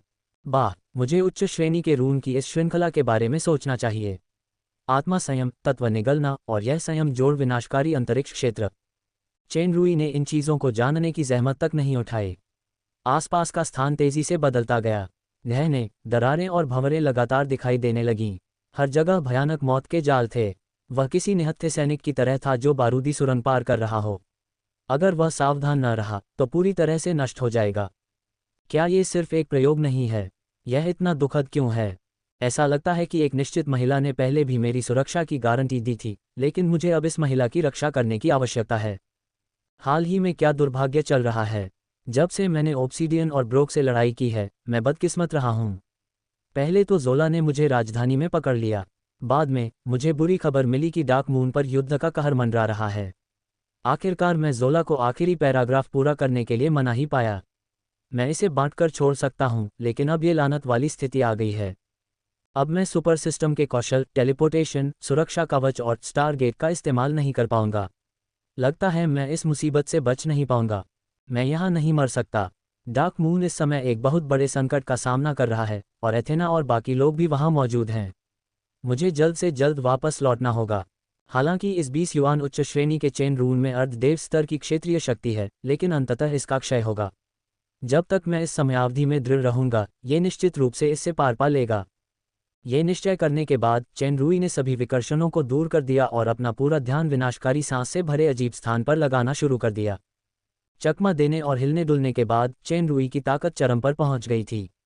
ज़ोला को गले लगाते हुए वह बार बार खतरे से बच रहा था, लेकिन उसके शरीर पर चोटें भी बढ़ती जा रही थीं। मुझे नीचे उतार दो। ज़ोला आखिरकार अपने होंठ काटते हुए फिर से कहने से खुद को रोक नहीं पाए। ये चौथी बार था। उसके बोझ के बिना चेन रूई के अकेले जीवित रहने की संभावना कहीं ज्यादा होनी चाहिए। उसे उस प्रतिबंधित क्षेत्र के प्रभावी समय को सुरक्षित रूप से जीने में सक्षम होना चाहिए। बकवास बंद करो, चेन रूई चिल्लाया और उसने एक और खतरे से बचने के लिए अपने पैर झटक दिए। तुम्हारी हिम्मत कैसे हुई मुझ पर इस तरह चिल्लाने की? ज़ोला ने चुपके से दांत पीस लिए और अनजाने में उसने उसे कसकर पकड़ लिया। समय बीतता गया, लेकिन इस क्षेत्र में अभी भी गिरावट के कोई संकेत नहीं दिखे, बल्कि ये और भी मजबूत होता गया। ऐसा लग रहा था कि इसमें मौजूद हर चीज़ के विनाश के संकेत मिल रहे हैं। इतने तीव्र शारीरिक और मानसिक दबाव में चेन रूई की गति धीरे धीरे धीमी पड़ गई। अगर उसके शरीर के निष्क्रिय गुण अभी भी काम न कर रहे होते तो वह थककर गिर पड़ता। पतन के कगार पर पहुंची चेन रूई की मनस्थिति मानो एक अजीब और सूक्ष्म अवस्था में प्रवेश कर गई थी। पहली बार महातंत्र, गहन विश्लेषण और सौरमंडल से कोई सहायता नहीं मिल रही थी। केवल एक अनुभूति थी जो पूरी तरह से स्वयं से उत्पन्न हुई थी। यह अंतरिक्ष न केवल एक अवरोधक शक्ति है, बल्कि एक घातक विनाश भी है। यह एक बहुत ही शुद्ध विनाश है। चेन रूई को याद आया कि कहीं न कहीं उसे भी इसी तरह का विनाश महसूस हुआ था। हाँ, चांदी का डिब्बा और शूरा। नहीं, बिल्कुल सही नहीं। अगर उस तरह का विनाश समुद्र जैसा है, तो मेरे सामने के अंतरिक्ष की सांसें एक नदी से ज्यादा कुछ नहीं हैं। कोई भी अमर अस्तित्व विनाश के नियम से बच नहीं सकता। जीवन और मृत्यु मूलतः ब्रह्मांड का सबसे सरल और महानतम सत्य है। चेन रूई को अचानक आत्मज्ञान का एहसास हुआ। हालांकि उसकी बाहों में मौजूद परी ड्रैगन अपनी शक्ति खो चुकी थी, फिर भी उसे दानव अधिपति का दर्शन अभी भी हो रहा था। उसने तुरंत महसूस किया कि चेन रूई में कुछ सूक्ष्म परिवर्तन हो रहे थे। इस जगह में विनाशकारी शक्ति लगातार बढ़ती जा रही थी। अगर वह उन खतरनाक इलाकों में कदम भी न रखे, तो भी उसकी भयानक विनाशकारी सांसें वहां के जीवन को नष्ट कर सकती थीं। हालांकि परी ड्रैगन को एक तरह का भ्रम था कि वह और चेन रूई पहले की तुलना में ज्यादा सुरक्षित थीं। ऐसा लगता है जैसे चेन रूई इस विनाशकारी स्थान में समा गया है। नहीं, बल्कि ज्यादा सटीक तौर पर कहें तो यह उसके अंदर की एक रहस्यमय सांस है जिसने इस स्थान को आत्मसात कर लिया है। ये कैसे संभव है? हालांकि यह अर्धदेव स्तर के क्षेत्र की सांसों का एक अंश मात्र है, फिर भी इसमें एक ऐसा नियम निहित है जिसे केवल अर्धदेव स्तर ही समझ सकता है। ये व्यक्ति तो बमुश्किल ही दैत्य सम्राट स्तर की शक्ति तक पहुंच पाता है। वह अर्धदेव स्तर के नियम को कैसे सहन कर सकता है और उससे भी आगे जा सकता है? यह एहसास और भी गहरा होता जा रहा था। उस जगह की अराजकता के बावजूद वे दोनों बस तमाशबीन की तरह थे, दृश्य के बाहर विनाश और मौत के साक्षी बन रहे थे। कांपता और विनाशकारी स्थान धीरे धीरे धुंधला गया।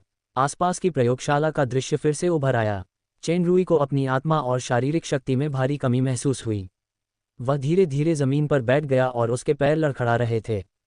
क्या ज़ोला इस आपदा के बाद भी चेन रूई को अकेले जाने देगी? क्या वह उसके पीछे डार्क मून तक वापस जाएगी? चेन रूई को फिर से सुपर सिस्टम से जुड़ाव महसूस हुआ। इतना ही नहीं, अभी अभी अलग थलग पड़ा सुपर सिस्टम जुड़ाव ठीक होने के बाद एक खास शक्ति के साथ विलय के कारण एक अजीबोगरीब बदलाव से गुजर रहा था। तारों और आकाशगंगाओं में, उन ग्रहों के पौधों में भी इसी तरह के बदलाव आए थे। वे मूल दलदली जंगल से विकसित होकर एक ऊंचे घने जंगल में बदल गए जो जलस्रोत से स्वतंत्र था। ज्यादा से ज्यादा फूलदार पौधे उगाए जिन्होंने मूल फर्न और जिम्नोस्पर्म की जगह ले ली। चारों तरफ हरियाली जीवन शक्ति से भरपूर थी। गैलेक्सी दिव्यता मंदिर के स्टेटस बार में मैग्रेस का अनुभव मूल्य 100% तक पहुंच गया था। ये वृद्धि ऐसी थी जिसकी चेन रूई ने पहले कभी उम्मीद नहीं की थी। दरअसल उसके लिए अभी अभी आई मुश्किलों पर विजय पाने का सबसे महत्वपूर्ण कारक शूरा की शक्ति थी, जिसे उसने परिष्कृत मन के दौरान महारत हासिल की थी। उसने अर्ध देवता के नियम में महारत हासिल नहीं की थी जैसा कि परी ड्रैगन ने कल्पना की थी, लेकिन नियम की सबसे बुनियादी समझ उसके मन में पहले से ही अंकित थी। यह एक बुनियादी नियम है, लेकिन सबसे बुनियादी नियम भी उस क्षेत्र को, जिसे हमेशा लगता रहा है कि कुछ कमी है, अंततः पूर्णता तक पहुंचा देता है। ये मैग्रेस की पूर्णता का भी प्रतिनिधित्व करता है। जब तक मैं एक सफलता सीमा प्राप्त कर लेता हूं, मैं अगले स्टार पल्स फैक्डा की सक्रियता तक पहुंच सकता हूं। चेन रूई फैक्डा क्षेत्र पहुंचने की उम्मीद कर रहा था, तभी उसकी बाहों में असंतोष की आवाज़ गूंजी, अरे तुम मुझे कब तक पकड़े रहोगे? अब मुझे नीचे उतार दो। इस आवाज़ से चेन रूई चौंक गया। पता चला कि उसने जोला को अवचेतन रूप से ऐसे पकड़ रखा था मानो वह अभी अभी उस खतरनाक अर्धदेवी स्थान में पहुंच गया हो। अगर वह एथेना या किया को पकड़ रहा होता तो वह उसे नहीं छोड़ता। वह पहले फायदा उठाता। अगर वह शिया भी होती तो वह उसे थोड़ा छेड़ता, लेकिन वह इस महिला को नाराज नहीं कर सकता था। यद्यपि सुश्री फेरी ड्रैगन दिखने में श्रेष्ठ थी, लेकिन भयावह कंपाउंड थंडर जादू अकेले ही उनके दिमाग में सभी सुंदर विचारों को कोक चावल के पेस्ट या जैम में बदलने के लिए पर्याप्त था। ऐसा नहीं है कि मुझे पकड़े रहने से असहजता हो रही है, बल्कि इसलिए कि यह आदमी अभी भी मुझे पकड़े हुए है और अचंभित है। क्या मैं इतनी बदसूरत हूँ? रुको, जाने मत दो। जब चेन रूई उसे जाने देने ही वाली थी, सुश्री फेरी ड्रैगन ने घबराकर कहा, चेन रून्स पैराग्राफ अभी खत्म नहीं हुआ है। चेन रूई ने देखा कि पैराग्राफ का रंग पूरी तरह नहीं बदला है। वह मन ही मन हैरान हुआ और जल्दी से खड़ा हो गया। रेनबो वैली के सभी तत्व अभी अभी अंतरिक्ष में समा गए हैं। उन्हें ठीक होने में कम से कम कुछ घंटे लगेंगे। मैं अभी जादू का इस्तेमाल नहीं कर सकती और मैं तुम्हारी रक्षा नहीं कर सकती, इसलिए तुम्हें मेरी रक्षा करनी चाहिए। चेन रूई की सुरक्षा सुनिश्चित करने की अपनी पिछली गारंटी के बारे में सोचकर, जो अब उसे चेन रूई द्वारा संरक्षित होना था, जोला थोड़ा शर्मा गई। हालांकि अभी अभी अंतरिक्ष में घटी घटनाओं को देखने के बाद सुश्री फेरी ड्रैगन की चेन रूई के प्रति भावनाओं में एक नया बदलाव आया। शायद इसे विश्वास कहते थे। ऐसा लग रहा था कि यह आदमी उसकी रक्षा जरूर करेगा। शुरुआत में डांट खाने के बाद, जब उसने उससे हिसाब चुकता करने का निश्चय किया था, तो वह उसे भूल गई थी। चेन रूई ने लापरवाही बरतने की हिम्मत नहीं की, इसलिए उसने जोला को अपनी बाहों में भर लिया। वह आसपास के बदलावों पर नजर रखे हुए था और किसी भी समय उत्पन्न होने वाली खतरनाक स्थिति से सावधान था। 10 मिनट बीत गए और कुछ नहीं हुआ। चेन रूई और जोला दोनों को थोड़ा अजीब लगा। क्या ऐसा हो सकता है कि अर्धदेवता अंतरिक्ष आसपास के तत्वों को निगल जाता है, इसलिए चेन रून्स अपनी शक्ति का प्रयोग नहीं कर पाते? चेन रूई ने चेन रून्स पर नजर डाली। उसने पाया कि वे पूरी तरह से नीले रंग में बदल गए थे और उनकी चमक में थोड़ा सा बदलाव आया था। इसमें आखिरी पैराग्राफ भी शामिल था, जिसके बारे में सोचा गया था कि वे सक्रिय नहीं हुए थे। तो क्या सभी चेन रून्स पूरी तरह से सक्रिय हो गए हैं?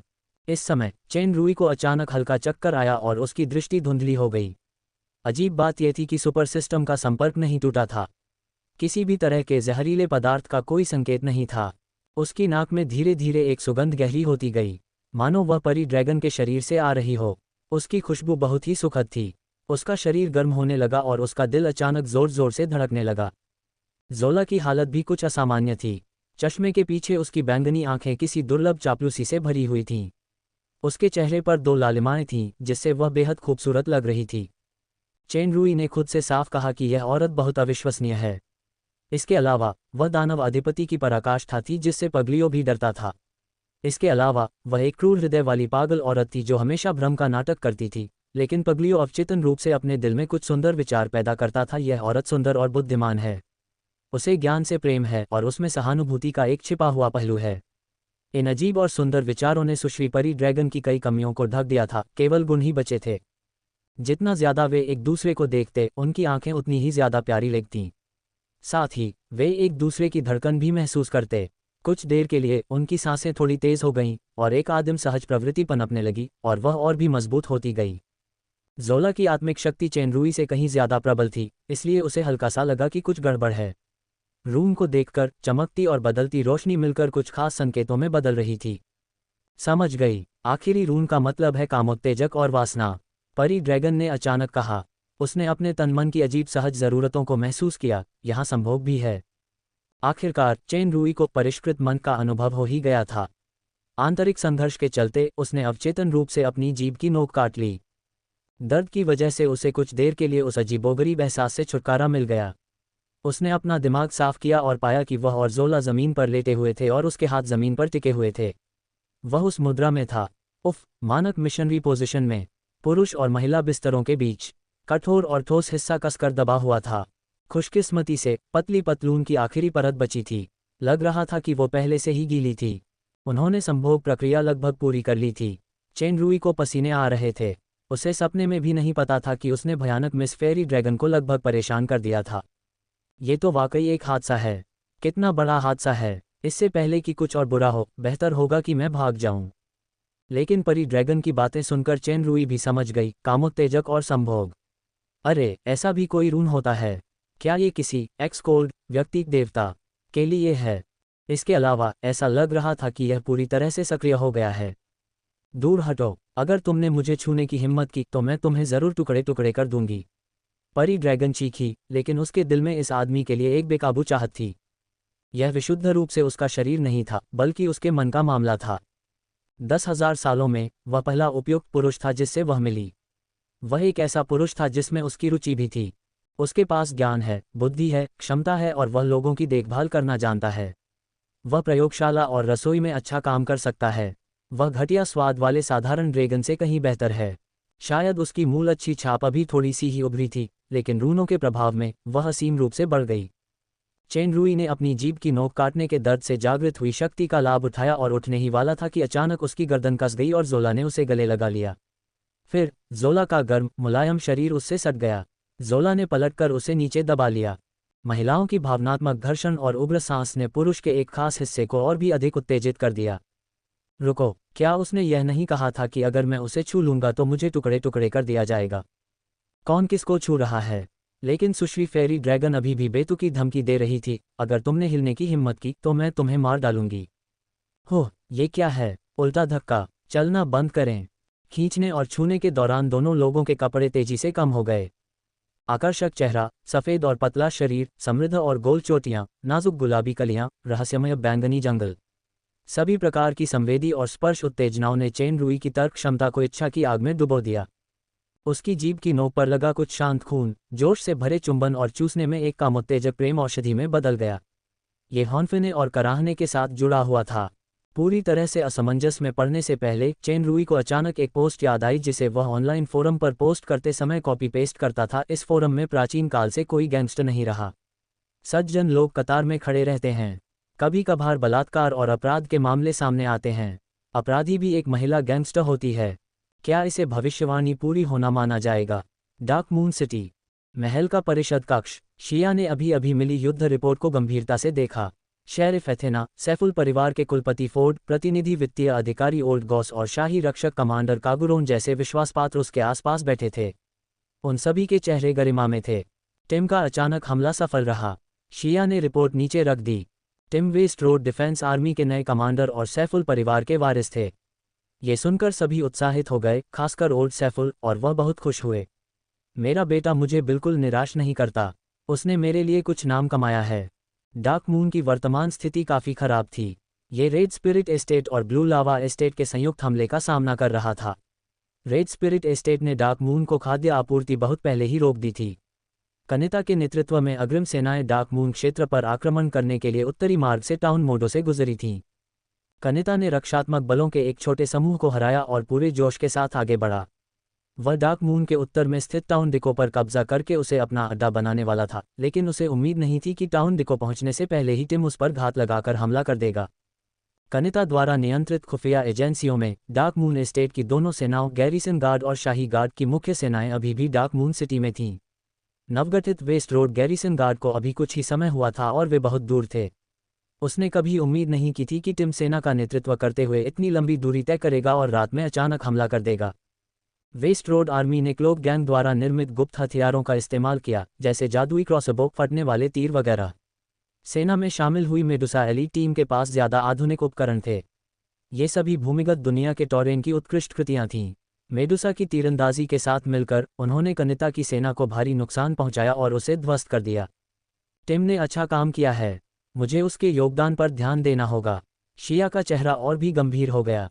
लेकिन हम सबको पता होना चाहिए कि इस बार रेड स्पिरिट बस थोड़ा बहुत हमला कर रहा है। अगर कनीता का सफाया भी हो जाए तो भी हम जल्दी जश्न नहीं मना सकते, क्योंकि पीछे खड़ी सेना ही असली परीक्षा है जिसका हमें सामना करना है। एथेना, तुम क्या सोचती हो? एथेना ने संयम से खड़े होकर कहा, मुझे लगता है कि टिम की बढ़त गतिशीलता और अचानकता में है। अगर उसे टाउन डिको की रक्षा करने और रेड स्पिरिट की अगली सेना का सामना करने की अनुमति दी जाती है तो ये दुश्मन के फायदे के खिलाफ अपनी कमियों का इस्तेमाल करने के बराबर है। ये बिल्कुल अवांछनीय है। टिम को अपने फायदे का इस्तेमाल दुश्मन को पीछे और बगल से रोकने के लिए जारी रखने की अनुमति दी जानी चाहिए। शिया ने थोड़ा सिर हिलाया, ठीक कहा। टिम को वाकई टाउन डिको में नहीं रहना चाहिए। उसे दुश्मन को चकनाचूर करने के लिए सबसे ज्यादा गतिशील सेना के साथ निकल जाने दो। राजकुमारी रॉयल ओल्ड फोर्ड ने कहा, इस समय दोनों प्रमुख संपदाएं डार्क मून को घेरे हुए हैं। दुश्मन मजबूत है और हम कमजोर, और हमारी सैन्य शक्ति सीमित है। मुझे डर है कि हम दुश्मन के खिलाफ अपनी सेना को विभाजित नहीं कर सकते। क्या हम अपनी सेना को एक तरफ से हमला करने के लिए केंद्रित कर सकते हैं?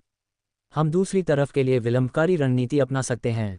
बूढ़े गॉस ने भी अपनी राय रखी। सर फोर्ड ने जो कहा वह सही है, लेकिन उसे लागू करना बहुत मुश्किल है। दुश्मन हमें अपनी मर्जी से काम नहीं करने देगा। मुझे डर है कि तब तक हम एक दूसरे को भूल जाएंगे और चारों तरफ से हमला हो जाएगा। तो फिर आइए रेड स्पिरिट की गतिविधियों पर कड़ी नज़र रखें। किसी भी समय सेना से लड़ने के लिए तैयार रहें। शिया ने सोचा, दक्षिण में ब्लू लावा अभी तक आगे नहीं बढ़ा है। ब्लू लावा की तस्करी की घटना उजागर होने के बाद मैंने टाउन सोटो में एक गुप्त किला बनाया है। यह शायद कुछ समय के लिए दुश्मन को रोक पाएगा, लेकिन बहुत ज़्यादा देर तक नहीं। मुझे अभी किसी ऐसे व्यक्ति की ज़रूरत है जो ब्लू लावा की गति को रोक सके, लेकिन ये काम काफ़ी खतरनाक है। शिया ने कहा। उसने एथेना की ओर देखा। उसका इरादा साफ था। एथेना एक बहादुर महिला थी। वह बिना सोचे समझे तुरंत खड़ी हो गई। मैं इस काम को पूरा करने के लिए टाउन सोटो में एक टीम का नेतृत्व करने को तैयार हूँ। ठीक है एथेना, इस बार ये तुम्हारे ऊपर है। फोर्ड, तुम्हें शहर के परिवारों, खासकर मेलन परिवार की गतिविधियों पर ज्यादा ध्यान देना होगा। अगर कोई बदलाव होता है तो उसे तुरंत नियंत्रित करने के उपाय करो। हम अपनी तरफ से समस्याएं पैदा नहीं होने दे सकते। बूढ़ा फोर्ड जल्दी से आदेश लेने के लिए उठा। शिया ने सिर हिलाया, तो आज की मीटिंग यहीं खत्म होती है। एथेना, तुम रुको, मुझे तुम्हें अकेले में कुछ निर्देश देने हैं। सभी के चले जाने के बाद केवल शिया और एथेना ही परिषद हॉल में रह गए। एथेना, शिया उठ खड़ी हुई और एथेना के साथ खड़ी हो गई। क्या वह वापस आ गया है? एथेना ने सिर हिलाया, अभी नहीं। अगर वह वापस आया तो जल्द से जल्द राजकुमारी रॉयल से मिलने महल जरूर आएगा। शिया ने उसकी ओर देखा। मुझे खबर मिली है कि राजधानी में एक व्यक्ति की संभवतः 2 महीने पहले मृत्यु हो गई है। मुझे राजधानी वाले के बारे में तो नहीं पता, लेकिन हमारा इंसान बिल्कुल मरा नहीं है। एथेना ने यकीन से जवाब दिया। डोडो और चेन रूई के बीच मालिक नौकर का अनुबंध था। अब स्लाइम अभी भी जिंदा और जीवंत था, जबकि दूसरे नौकर टिम ने बहुत बड़ा योगदान दिया था। इसलिए मालिक चेन रूई जरूर ठीक होंगे। सुनने वाले को शायद उस बात का कोई अनपेक्षित अर्थ समझ आ जाए। जब शिया ने हमारा इंसान सुना तो उसका दिल जोर से धड़क उठा। उसने शांति से कहा, उम्मीद है वह सुरक्षित होगा, लेकिन इस गंभीर स्थिति में बेहतर होगा कि वह वापस न आए। वह जरूर वापस आएगा और राजकुमारी रॉयल को संकट से निकालने में जरूर मदद करेगा। एथेना ने दृढ़ भाव दिखाया। चूंकि वह और किया यहाँ थी, और शायद इसलिए भी कि शिया और उसकी बहन भी यहाँ थी, वह आदमी जरूर वापस आएगा। शिया ने आह भरते हुए कहा, मुझे पता है कि वह बहुत बुद्धिमान है, या उसके पास कुछ ऐसी क्षमताएं हैं जिनकी मैं कल्पना भी नहीं कर सकती, लेकिन इस बार उसका वापस आना बेकार है। एथेना ने ज्यादा कुछ नहीं कहा। वह चेन रूई की शक्ति के बारे में बिल्कुल स्पष्ट थी। डार्क मून के सबसे कमजोर क्षेत्र में भी व्यक्तिगत शक्ति के मामले में पगलियो अकेले ही दोनों लॉर्ड्स को हराने के लिए काफी थी। हालांकि चेन रूई की अनुमति के बिना वह कुछ बातें एलिस समेत किसी को भी नहीं बताती थी। पहले इस जानकारी को देखो। शिया ने एक नोट दिया। एथेना ने इसे देखा और अंततः वह भावुक हो गई। मैं आपको इस बार रुकने के लिए कह रहा हूं क्योंकि मुझे आपको एक विशेष महत्वपूर्ण कार्य सौंपना है। आपको वेल्स परिवार की शपथ लेनी होगी और मेरे आदेशों का पूरी निष्ठा से पालन करना होगा। आपको इस कार्य की अवज्ञा नहीं करनी है और न ही इस कार्य के बारे में पहले से किसी को बताना है। एथेना ने गंभीर भाव से शपथ ली। शिया ने उसके कान में धीरे से कुछ शब्द कहे और फिर उसे एक लिफाफा दिया। राजकुमारी रॉयल, नहीं, तुम्हें ये करना ही होगा। अपनी प्रतिज्ञा मत भूलना। अब जल्दी करो और तैयारी करो। एथेना भारी मन से महल से बाहर निकली। उसने मन ही मन चिल्लाया, मैं क्या करूं? चेन रूई, तुम कहाँ हो? वापस आओ। इस बीच एक अन्य महिला द्वारा उसका बलात्कार किया जा रहा था।